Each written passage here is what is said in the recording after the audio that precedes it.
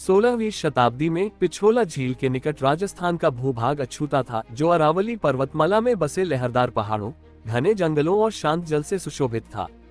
जैसे ही सूर्योदय हुआ, सुनहरी रोशनी पूरे इलाके में फैल गई और झील के ऊपर हल्की धुंध छा गई। महाराणा उदय सिंह द्वितीय एक शिकार अभियान के दौरान घोड़े पर सवार होकर वहां पहुंचे। उनके साथ एक साधु भी थे, जिन्होंने उस स्थान की ओर इशारा किया जो आगे चलकर नई राजधानी बनने वाला था। इसी दृष्टि से प्रेरित होकर पहली शाही इमारत प्राय आंगन इसी स्थान पर स्थापित की गई।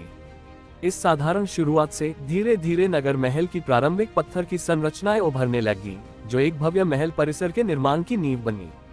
ये दृश्य नियति, दृढ़ता और एक शाही विरासत के जन्म का प्रतीक है। 4 शताब्दियों के दौरान उदयपुर का नगर महल धीरे धीरे अपनी पथरीली पहाड़ी पर आकार लेता गया।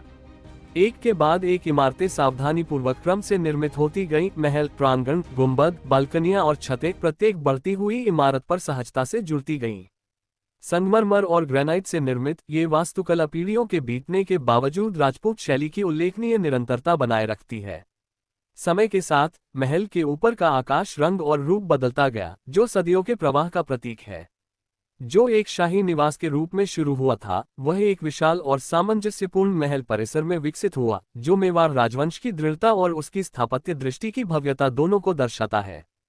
पिकोला झील के नज़ारे के साथ संपूर्ण सिटी पैलेस परिसर का photorealistic 3D aerial cinematic shot, drone शैली की धीमी कैमरा गति 244 मीटर लंबे अग्रभाग, गुंबदों, छतों और आंगनों को दर्शाती है। स्वर्णिम प्रकाश संगमरमर की सतहों और पानी पर प्रतिबिंबित होता है। अति विस्तृत बनावट, भव्य आकार, सिनेमाई यथार्थवाद। अरावली पहाड़ियों की पृष्ठभूमि में स्थित सिटी पैलेस भव्यता से खड़ा